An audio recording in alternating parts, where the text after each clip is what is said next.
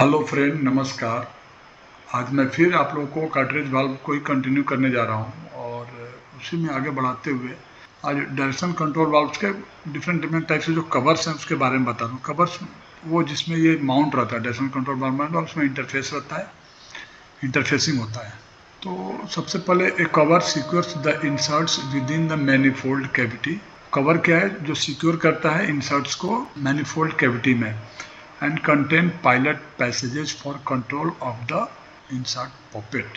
There are several types of covers. A basic covers में different type के बहुत type के होते हैं, लेकिन जो basic covers like that shown in figure contains a pilot passage with a replaceable orifice to control the rate at which the poppet opens or closes. ये देखिए स्टैंडर्ड कवर है, इसका फोटो बनाया है, इसका डायग्राम है।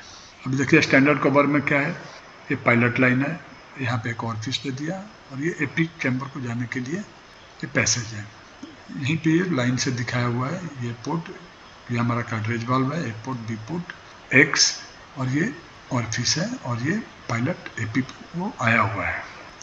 अब इसमें जो बता रहा था, there are several types of covers. Basic covers like that shown in figure contains a pilot passage with a replaceable orifice। जो ऑरिफिस जो इसमें है ये रिप्लेसेबल ऑरिफिस है, इसको हम इसका साइज हम बढ़ा घटा सकते हैं ऑरिफिस साइज के हिसाब से।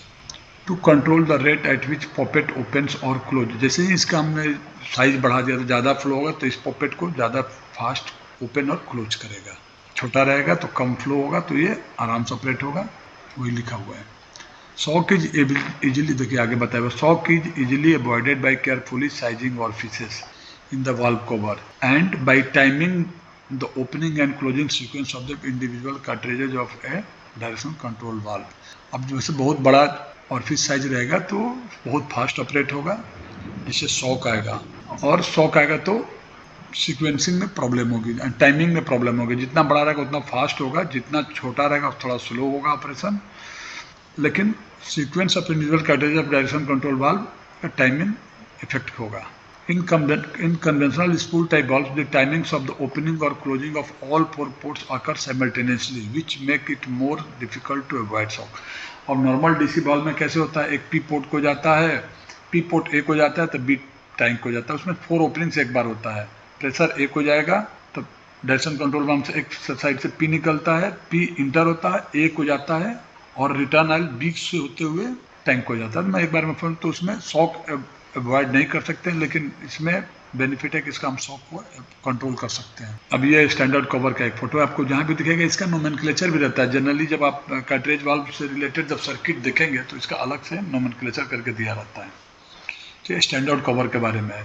बात है पायलट वाल्व इंटरफेस कवर। अब एक फिगर बना, फिगर 1 में देखिए फाइल, ये है pilot valve interface cover figure 1। इसमें 2 पार्ट है, NFPA D03, NFPA D05 interface है, ये इंटरफेस है। ये देखिए ये मोस्ट फिगर सेम ही लग रहा है, केवल Z1 Z2 इंटरचेंज है इसमें। देखिए यहाँ पे Z1 है, यहाँ पे Z2 है, ये Z2 तो यहाँ पे Z1 है, और तो फिगर सेम ही है।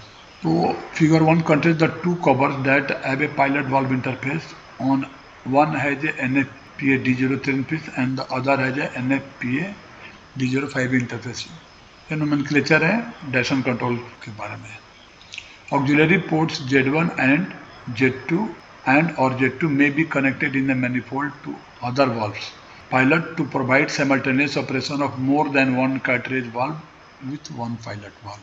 Z1 Z2 जो दिया हुआ है to other valve pilots to provide simultaneous operation of more than one cartridge valve with one pilot valve। one pilot valve के साथ more than one cartridge valve को ऑपरेट करने के लिए दिया हुआ है।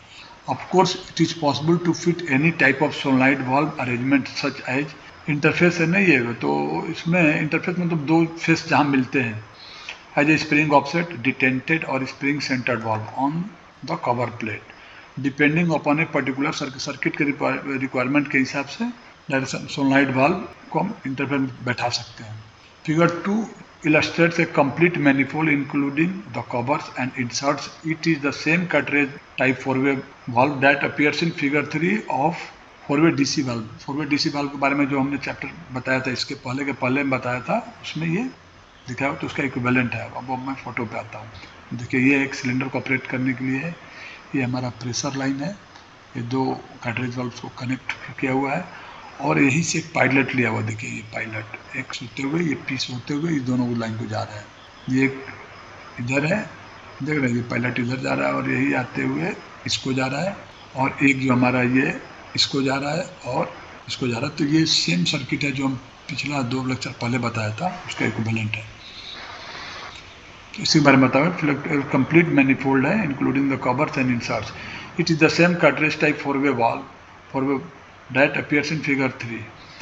तो ये आज इंटरफेस वाल्व कवर के बारे में बताया, आगे और भी कवर के बारे में बताऊंगा। मैं एक्चुअली ये थोड़ा टिपिकल चैप्टर है, इसलिए मैं इसमें ज़्यादा एक बारे में बता नहीं रहा हूँ, क्योंकि हो सकता है समझने में प्रॉब्लम हो। तो ये आप लोग देखिए, देख के समझिए, समझने के बाद और कुछ कन्फ्यूजन तो आप मेरे से पूछ सकते हैं। तो इसके साथ ही मैं आज ये चैप्टर ख़त्म करता हूँ, अगले बार फिर और कवर के बारे में बताऊँगा। Thank you very much.